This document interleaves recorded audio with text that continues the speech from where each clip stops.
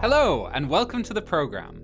This month, we're looking at the most critical variants of the coronavirus and finding out how to tell whether they're flummoxing COVID vaccines. Plus, the cost of catching a serial killer, DNA with 4 strands instead of 2, and a mutant fish whose fins have started turning into limbs. I'm Phil Sansom, and this is Naked Genetics.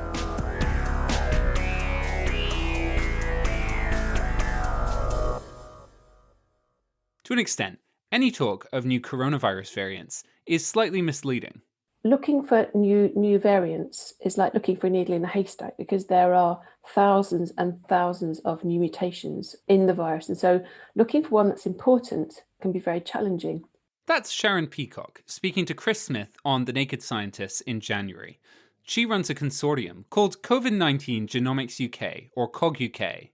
They feverishly sequence the full genetic code, the whole genome, of the samples of coronavirus they get sent, and so far they have more than 200,000 sequences under their belt. The point she's making is that it's easy to find a new variant. It's much trickier to find a variant that's both new and more dangerous. There are a few methods. First of all, we can look at spread between populations. We can also look at the population of genetic information that we have to demonstrate whether, for example, a particular lineage or line is expanding more rapidly than we expected. But laboratory experiments are really critical here. They provide crucial evidence. And there's different types of laboratory experiments that we want to do. First of all, we'd look at how the virus interact with cells that are grown in the laboratory. Are they more likely to adhere to those cells and get entry into them? We'd also want to see how the virus interacts with antibodies that have been raised by people who've had a natural infection or been vaccinated, to see whether that interaction is what we'd expect or not.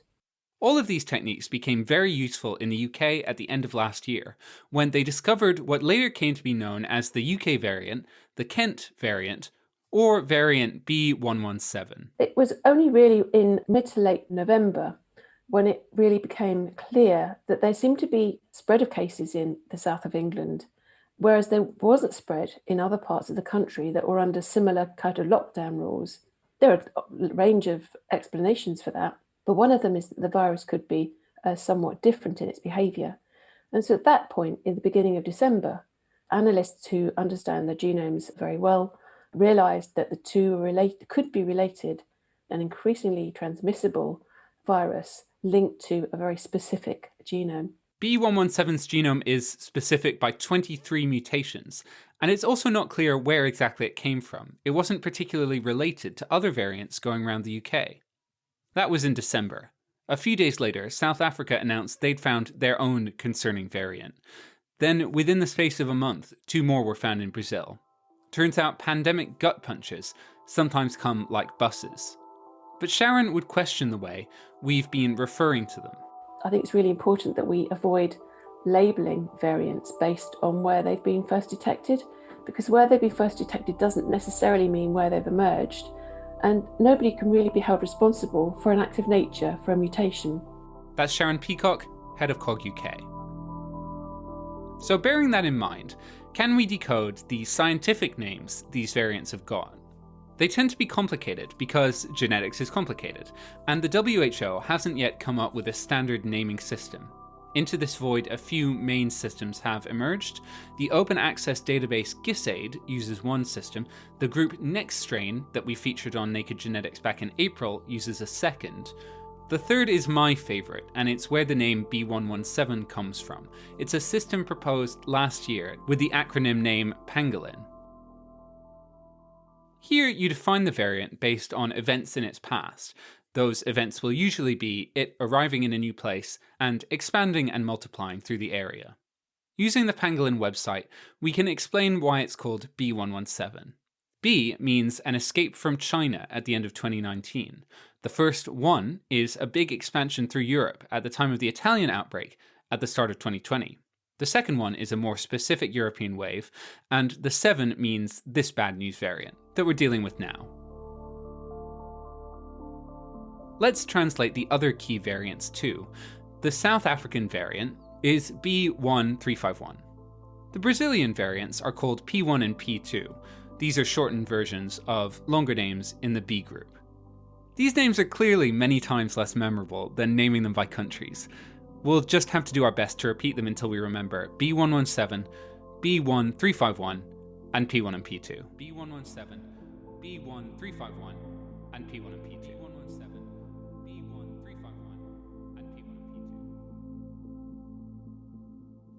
How concerned should we be about these variants? The evidence is still coming in.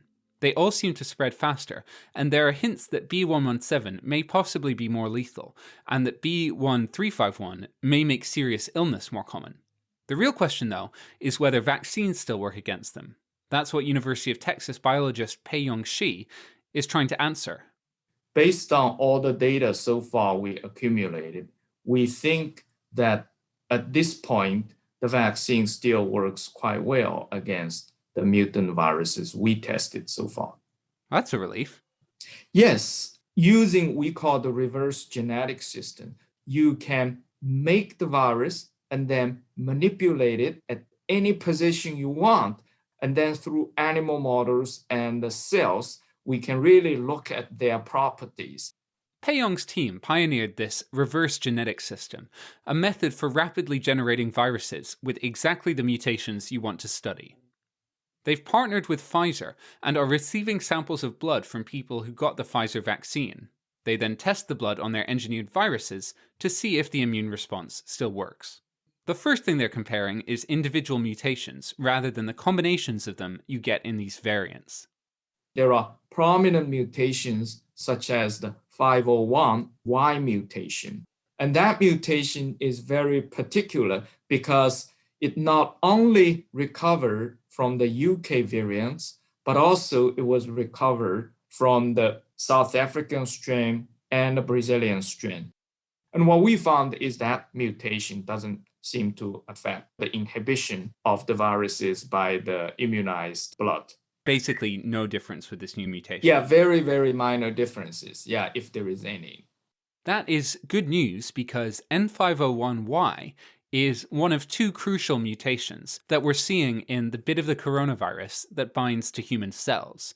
The name is referring to amino acids, the building blocks of proteins that the genes are coding for. In N501Y, a mutation has changed amino acid number 501 from an N type to a Y type. Now, Pei-Yong has also tested the second of the two crucial mutations. In South African strain, there is this mutation 484. And this change has been well documented before, that once you have this change, the virus will reduce its sensitivity to monoclonal antibodies. And that is a very worrisome mutation.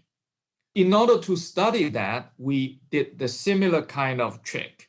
We do see it's very modestly reduce the inhibition activities of the blood, but this decrease is very minor and modest.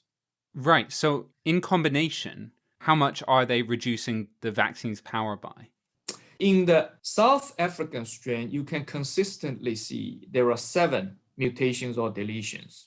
Just now, we're just talking about one by one. The question is, if you put them all together, what is the total effect?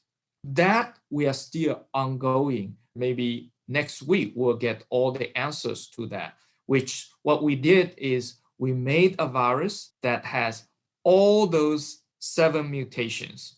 And then we are now testing how that is going to affect the total inhibition by the vaccinated blood. God, this is quite a big job, isn't it? Because there's a bunch of variants out now. Do you have to test all of them? Well, that's what keeps us very, very... whether they add together or they are counteractive, this is the only way we will be able to get to the bottom of these functions. And then do you have to test each version against each type of vaccine as well? I would think the results can be generalized to the different vaccine platforms because they're all encoding the same sequence of the spike protein. But at the same time, we should be very cautious. And then what's the point where you see something that makes you go, oh boy, time for a new vaccine? Before we can reach that consensus or decision, there is still a lot of questions we don't know. For example, what is the minimal antibody levels that is required to protect us from being infected. That minimum bar, that number, has not been defined at all. And this is a very, very important number. Let's say after people got vaccinated by Pfizer's vaccine, they have average antibody level 600. Now, let's say with the new variants, 600 becomes 200. 200, I think, is still way above the minimum requirement to get us protected. So there is a misconception. If the antibody level is reduced by threefold, that doesn't mean the efficacy is going to drop by threefold. But unfortunately, right now, we don't know what is the minimum bar required. Pei-Yong Shi. Since recording that interview, he's reported in the New England Journal of Medicine the work testing the full combination of mutations in the crucial part of variant B1351, the variant from South Africa. As he alluded to just now, it appears that Pfizer's vaccine works only a third as well against it compared to other variants. Pei-Yong is confident that this is still good enough. We'll have to wait and see for sure. He's also planning to test the other crucial variants next, with results hopefully out soon. Plus, consider this an open call. If you've got any idea for a better way to name these variants, we are desperate. Email phil@nakedscientist.com and let me know your idea. After the break, a murder investigation, a rare form of DNA, and... one day we might have fish crawling out of the tank. Stick around.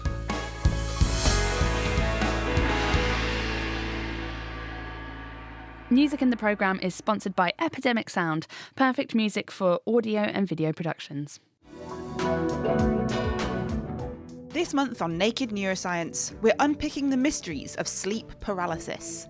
Imagine sleeping, but then realizing that you're actually awake, but you can't move or you can't speak. Check out Naked Neuroscience, nakedscientist.com/neuroscience, or wherever you get your podcasts.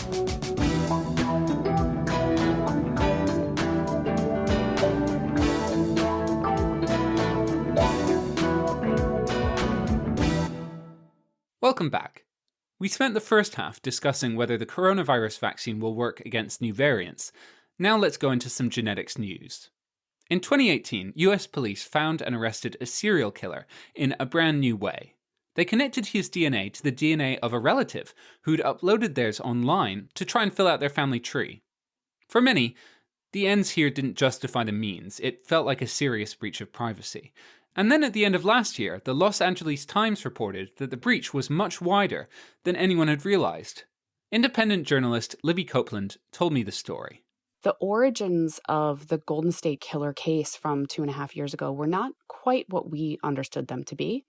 They involved more databases and private databases in a way that Americans and the West of the world had not previously known. Right, you better give me some context. Who's the Golden State Killer? His name is Joseph James DeAngelo, and during the 70s and 80s in California, he went on a reign of terror, raping and murdering, obviously, many, many people. He was also briefly a police officer. He was somebody who was never suspected, never implicated, and when he was arrested in 2018, what came out is that instead of using all the traditional methods that police typically use, they had actually used consumer DNA. People willingly swab or spit into a vial, they send it into a company, and they get back those pie charts and those list of DNA relatives. And the breakthrough in the Golden State Killer was to take those techniques and to apply them to, crime scene DNA that had been left behind. Let me get this straight. This guy and everyone else basically thought that he'd gotten away with his mass murders for decades. Until, a relative uploaded a bit of DNA and they caught him with that? Yeah, it was apparently somebody who was closer than a third cousin, but quite possibly somebody who didn't know him. Is this kind of a first? It's a big deal. When investigative genetic genealogy, which is this new crime-solving technique, emerged back in 2018, it was a really big deal. But it was limited in its scope. we understood that it affected only one database, a kind of obscure hobbyist database that was publicly accessible, that was volunteer run, and that was free. So the stakes were not so high. What the Los Angeles Times reporting revealed is that, in fact, 3 databases were involved. And in addition to GEDmatch, that free publicly accessible site, one of them is called Family Tree DNA. And one of them is the 3rd largest database for ancestral DNA. It's called MyHeritage. What's really striking about this is that MyHeritage did not know. Aren't these databases designed to help people connect? And if so, what's the big deal? The police just did something that everyone else is doing. Right, that's a very good point. And that's been the response from a lot of people who are in support of this, and indeed from the civilian genetic genealogist who did the upload. I mean, her argument is that this kind of use of DNA to find genetic kin is something that has been happening at this point for over a decade. If you think about the anonymity that sperm donors were promised, for instance, I mean, those are men who, say, back in the 1970s, they contributed their sperm to help other people start families in exchange for pay. And they were often contractually promised anonymity.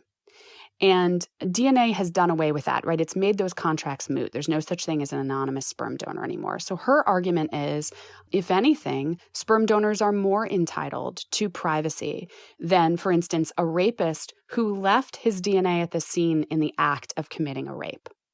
On the other side, of course, individuals have different and less power than law enforcement does, right? Law enforcement has the power to arrest. And the question is, in the context of DNA, is law enforcement entitled to go wherever the public goes? When it comes to the police and law enforcement, it always feels like the things that we know about are the tip of the iceberg. What do you think is going on that we don't know about? I think it is certainly possible that this has happened in other cases in addition to this. And I have heard people who are knowledgeable say that they believe that this has happened before. Maybe we'll see more stories like this emerging.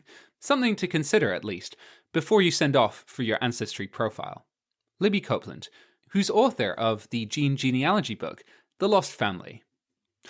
What shape is DNA? The helter-skelter double spiral that you're thinking of is mostly right. But sometimes DNA tangles itself into stranger shapes, and now scientists from Imperial College London have found evidence for one of these inside human cells. It's called the G quadruplex, and no, it's not something that Joe Wicks would tell you to do mid-workout. It's something weirder. Here's researcher Ben Lewis. You might know about the double helix, and if you know anything about it, you might know how it was one of the most pivotal discoveries in all of genetics. The story didn't end there, though, because DNA can actually adopt other structures. A lot of these are very unusual and wacky, but we're interested in one called a G quadruplex. And the reason we're particularly interested in this is because it's stable and can form in the same conditions as inside our cells. What is a G quadruplex?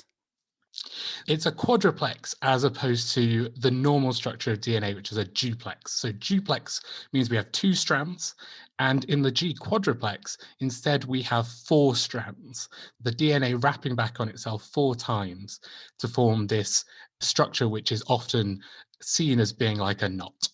Oh, how strange. It's certainly unusual, but there's all kinds of amazing DNA structures that people are interested in. Perhaps it's not the most surprising that one of those can actually form in the same conditions in our cells. How can you tell? DNA is very small. Yes, so being able to see G quadruplexes is the challenge. There's going to be so few of them compared to the rest of the DNA, and it obviously exists amongst a huge amount of other DNA. So we're trying to find a needle in a haystack, except that needle is also made of hay. Then how do you do it? So the normal way that you would try and find something inside a cell is by creating a probe which binds specifically to that thing you're looking for, and then gives out some signal that you can see. So most usefully, you would do something fluorescent. But the problem with that is that you need a probe that's super specific, and there's just so little G quadruplex DNA, it's really almost impossible to make a probe that's specific enough. So we've had to use a slightly more complicated approach to try and overcome this hurdle. Their approach uses a fluorescent probe like Ben describes, but it measures the light in a different way. So normally you would look at all the light that comes from one point, but instead we look at when it arrives at our detector, and this is called the fluorescence lifetime. The fluorescence lifetime is affected by the environment around our molecule. So we don't need a super specific probe for our G quadruplex. We just need a probe that gives us a different fluorescence lifetime when it's bound to quadruplex DNA compared to all the other DNA. And that's what we've been able to make a probe that's able to do. Right. So now that you can figure out where the G quadruplexes are, when you look at human cells, what do you find? There are quite a number of G quadruplexes present in the cells we've studied. So the way we've done this is by looking at the machinery that people think is handling and unwinding these G quadruplexes in our cells. And for the first time, we've actually been able to see that when you get rid of this machinery, you see a lot more of the G quadruplex DNA inside those cells. As of right now, we don't really know exactly how many G quadruplexes there are. But now that we have a new tool to use, which allows us to look for these G quadruplexes in living cells, we have the opportunity to start answering questions like that and many others. Another question then is, if you've got special machinery inside you that gets rid of this stuff, is it something that's only there by mistake and it's a problem? Well, our cells have a great knack for using all the tools available to it. So whilst you could see in some circumstances these knot-like structures getting in the way of our normal cells' processes, there are also a lot of potential ways in which the cell might use these quadruplex structures as markers that tell it when to potentially express specific genes, or for other uses that we haven't even imagined yet. Well, like for what? Can you give me an example? These G quadruplexes could be used or abused in the case of cancer cells. There's a lot of sequences of DNA that could form G quadruplexes just before genes that are vital to cancer cells, where the cells hijack these genes and use them to grow out of control into tumors. But at the same time, we've also seen ways in which the cells could use these G quadruplexes to stop cancer in its tracks. This is particularly seen in the ends of our chromosomes in a part called the telomeres. These are the protective caps that protect the end of the chromosome from damage, in the same way that the little plastic caps on your shoelace protect the ends from fraying. There's a lot of sequences there that could form G quadruplexes, and these have been shown to actually be able to stop the machinery that cancer cells use to extend those caps indefinitely and help them become immortal. The formation of quadruplexes could actually put a halt to that process and prevent those cancer cells from successfully immortalizing themselves. Ben Lewis. That research is from the journal Nature Communications. And finally this month, when our ancestors first crawled out of the oceans, among other things, they needed to make some limbs to get around. And now, millions of years later, scientists from Harvard have helped some fish repeat the process by finding a mutation that makes their fins seemingly start to transition into arms. I know what you're thinking, smells fishy, so I went to study author Brent Hawkins to investigate. What I found with my colleagues is the unexpected ability of a fish to transform its fin into a more limb-like configuration. And we found this in mutant zebrafish, and zebrafish are kind of like the lab mouse of the fish world. So when you say unexpected ability, this isn't one fish that can do it as a superpower. No. It's actually a whole line of mutant fish that reliably reproduce this change in their fins across generations. You said zebrafish. What is a zebrafish? Zebrafish are small, what we call teleost fishes. That's sort of the family they're a part of. They're originally from India. And back in the 80s and 90s, when geneticists were trying to find a nice genetic model that they could do these very large genetic screens in, the zebrafish was kind of the recommended species to try, because people knew in the aquarium you could mate them very easily and get lots of eggs. You basically just need to put a male fish and a female fish together in a little tank overnight, and in the morning when the lights turn on, Wow. that cues them to spawn. So it's very, very convenient. How are you then mutating them? So the way we do mutations in the fish is we take a male fish and inject it with a chemical called ENU that's going to cause random mutations in its sperm, mate it with a female, and then we look at their offspring, and those offspring will have inherited the mutated genes from the father. You're sort of throwing genetic spaghetti at a wall then to see what sticks and looks interesting. Exactly. That's perfect. So what was special about this one then? A normal zebrafish has these very nice stripes along the body, but our mutant has a more scrambled pattern. And so that's why we picked it out initially. But in our screening process, we look at many different parts of the fish. And one of the last things we look at is doing our processing to look at the skeleton. And it was at that step that we saw that the pectoral fin had these new bones that shouldn't be there. Was it a moment of just sudden realization? Oh yeah, it was total dumbfounded eureka moment when we saw it. It's something that shouldn't be there ever. A normal pectoral fin has a very reduced skeleton compared to our limbs. Just these series of 4 short bones arrayed side by side. What happens in the mutant is that instead of just having these 4 side by side bones, they make 2 more bones further away from the body on top of those 4 side by side bones. Are they sort of jointed on to the old bones? Yes, they're well integrated. They have joints and they have musculature that allow them to articulate with the other bones. That's a huge change. Oh yeah, it was very surprising that with one single mutation, we got this coordinated shift in not just the skeletal system, but also the muscular system and the formation of the joints as well. And through our mapping, we did determine it is one single gene causing all of these changes. What gene? The mutation is residing in a gene called WASL-B. The WASL-B gene is involved in modifying microfilaments in the cell that are involved in all sorts of processes like cell migration and displaying receptors. The gene is also involved in the transcription of other genes. One of those pathways must be sort of a finger bone type pathway, right? That's what we're hoping, and that's what we're looking at now more carefully. So for instance, the Hox genes, which have important roles in patterning many different parts of the skeleton, we found that these Hox genes are actually in part controlled by the WASL-B gene. We know Hox is important for the limb, so this is an exciting new additional level of regulation that we didn't know about before. Do you know then, Brent, whether you've recreated a step that some of these fish's ancestors way back would have taken to help get out of the water? It's possible. In our research, we're only looking at the living fish. We haven't recreated evolution by any means. But what we do show is this sort of hidden ability in a fin to become more limb-like. I just can't believe you're getting all this from a single mutation. I mean, imagine what you could get with like another 2 or 3. Oh yes, the prospects are wonderful, and that's actually something we're doing now. Is we have other genes that cause sort of similar changes in the skeleton, and now we want to kind of put those together in the same fish, and we're really excited about that. That one day we might have fish crawling out of the tank.